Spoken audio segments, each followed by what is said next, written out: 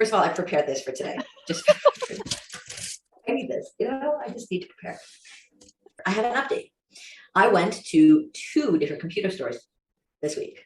Wow. To get quotes for a computer. And I started to sort of understand the different terminology, what's what, how many gigabytes of RAM I need, what kind of graphic card I need, how much internal memory I want, what size screen I want. Like the terminology is coming to me now slowly. Check you out.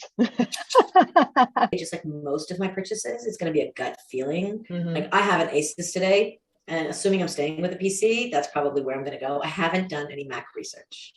I don't know if I want to. I'm out.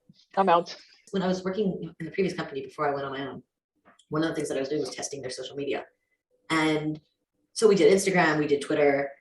They wouldn't let us do LinkedIn at the time. They said they have 3,000 followers on the CEO's page and they're saving that for the big launch. That's not how LinkedIn works, but that's a different discussion.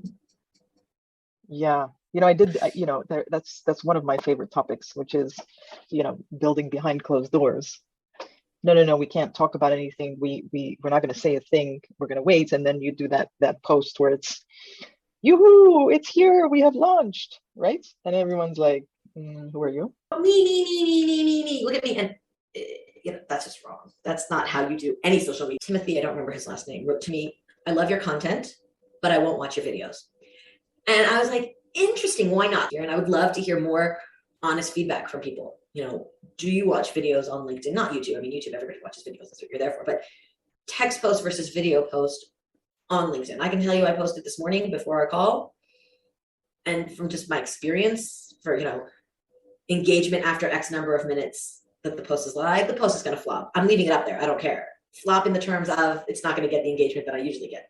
This morning I was thinking, heck, there's a lot of engagement here in the morning, right? Which is not my usual posting time.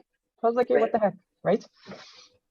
It's like Saturdays and Sundays. I don't usually post. I posted once. I got a post that did very, very well, and I was like, and it was about fonts, right?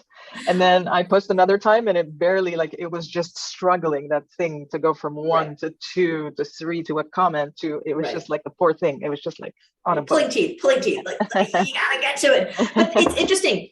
It really is down to target audience. So I have clients from Australia. I have clients from the US, and the time difference there is huge in terms of posting. If you want to go for Europe, the time difference is also huge.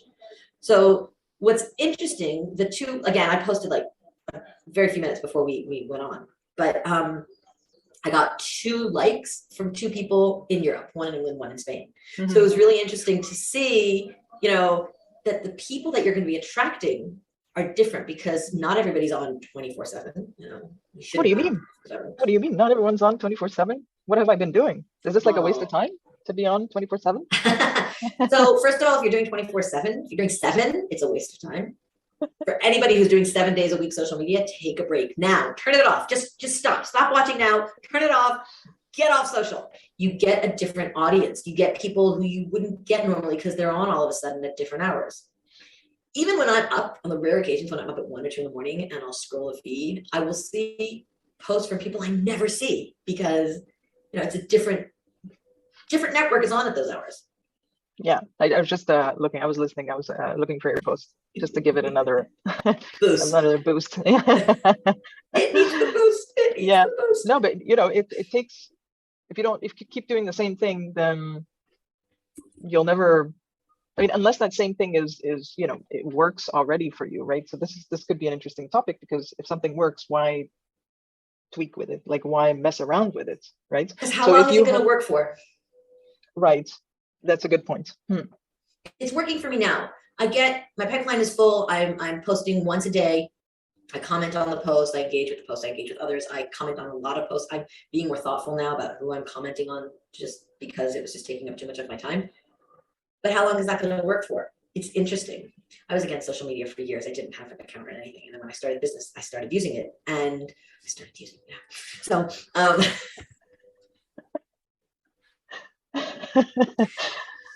So moving right along.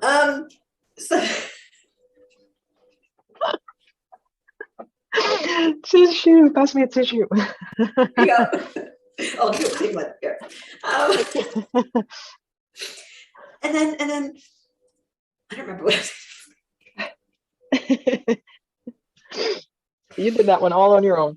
Oh yeah, completely. This is me. This is me. There's something about the numbers. I don't remember something about the numbers, but the numbers lie. Don't believe the numbers. That's all I have to say. Coming from someone who's very process oriented, lean workflows in Excel. I mean, we talked about this. You even have this amazing, animal, It's an Excel sheet with the world yes. in an Excel sheet. And numbers lie. Yeah, let's dig into that, please. People are signing up for her lead magnet, which is a really good lead magnet. And the click-through rate, again, open rates are not really, with the privacy laws and whatever, we don't really know what they are, but click-through rates are 70%. So you would think that somebody that gave you their email and downloaded, asked to download a document would actually click through to see the document. 73%. That's it. So, it's a high number. I'm not saying 73% click-through rate is phenomenal. But again, this is the first email that people are actually, they're looking for. Is it like transactional in the sense that they fill out the form and instantly they get an email in their inbox? Yeah. So it's a direct lead magnet emails. Context is super important. Even for people that are super interested in that type of content or whatever it is that, be it an ebook, be it a video, be it access to something, even people that are have expressed real interest, things happen, life happens. They could get a call. It just goes into their inbox. There are other emails. Context is important. Do they see it? Did the person sending the lead magnet, do the naming right? Do they recognize it? Like sometimes we receive emails and we don't think that they're from the same person, from the website that where I just filled out the form, right? So there are so many things at play. Did I write my email wrong? Right? All types of things, and that's super important. So imagine people that do not have real interest and are just filling it out, right? And then real interest, sometimes, like with a lot of courses that are pretty affordable, and I know that affordable is very relative, right? But let's just say $50, $60, $100, right? Or even $10. Sometimes you just click purchase or I want more information just out of FOMO, just to have it, but you're not ready to go through it or to dig in or to dive in, right? So you sort of like say, I found this, I'm going to get it just in case, and I'll leave it for maybe, to review over the weekend, and that's happened to me before. And I saw that I was ignoring some emails on a regular basis. I went in, I still had 1,000 something unread there because it was like all promotions. I went select all, delete. And then every email that came in, I would reevaluate. Do I want to read an email from this person? Nah, unsubscribe. And so I cleaned it down. You have to do this process every so often because, just because I was interested in it 3 months ago doesn't mean I'm going to still be interested in it today. And I want to unsubscribe for me, for my inbox, but I also want to unsubscribe for that person. I want that person to know, this is not relevant for me. Don't count on me to buy your product, to call you, and if I used to be subscribed to you, there's a good chance that if I ever need you again, I'll go back to you, but I don't need you in my inbox. It's just clutter.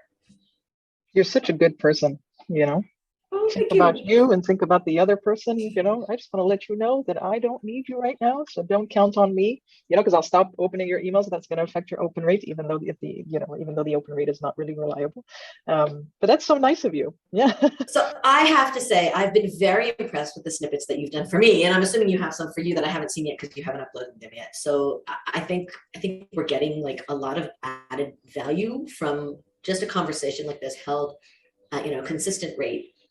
And especially now, if we're going to be upping our, 2 posts a day just to test it out, to test the water out, you want 1 video, 1 text just to see. It's hard for me to call this a podcast quite yet, not just because we haven't launched it, but also because I'm not quite sure what the content of this is going to be. It's just going to be a channel of talking, but off tangents, Yes. Off tangents. It'll tell us what it is. It'll tell us what it becomes. Like that's the thing that we keep, bringing up again and again. If it turns out to be just a session to create more content, then that's fantastic too, right? We don't have to name the other thing anyways. It could, I don't think people are going to discover you or discover me through those, those off-tangent snippets. I think it's more people that maybe vibe with you or vibe with me would be interested to see something funny or, whatever. If it didn't give us snippets, I mean, what would we have? So the potential, the idea to start something on YouTube, content to also share on LinkedIn, and just the conversation, right? The beauty of the conversation, the learnings, the inspiration, because things click for me, and I like the exchange, right? And then the laughs are just just a nice little boost to any weekday, right? Anyway, well, watching the clips actually makes it longer because we're laughing now, and then on Thursday or Sunday or Monday I'll get a clip, and then I'll just be laughing hysterically, remembering the conversation and how we were laughing then, and then I'm just laughing all day. It's worth trying for some time, because it's not the typical I tried it once and I posted a snippet, this is a waste of time, right? So yeah, and in the meantime, just try to be as efficient as possible, right? I've done a lot of, and I still do, right? A lot of clippity clip, right? Move this around here, and especially when I do customer stories, right? But you can go down a rabbit hole at some point. Right. You have to say stop, right? And I've been doing the golden snippets for some time, right? For 2 years. And I know I paused for a few months, but it's at some point you gotta stop and say, this is the snippet,